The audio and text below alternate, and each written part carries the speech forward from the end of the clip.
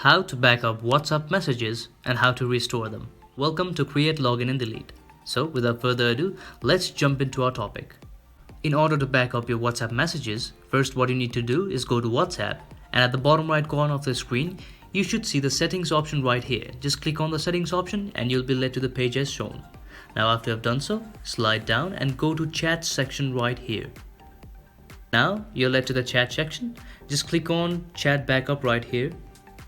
Now after you've been led to this page, you can just play around and set your settings as per your convenience.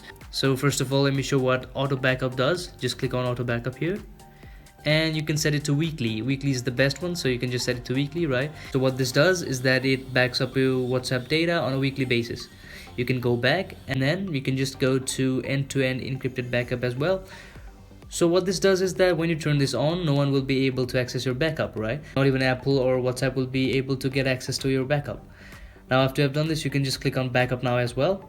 And then you can also include your videos in the backup of your WhatsApp, right? It includes all your videos while you're backing up. Now this might be a bit of memory consuming, but it's okay if you want to include your videos to your backup as well.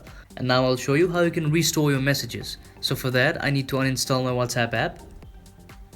So let me uninstall it. Now let me go to App Store and install the app again.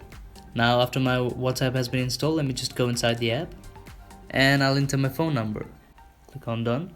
Now to restore the chat history, and if you want your chat history restored, then you can just simply click on restore chat history.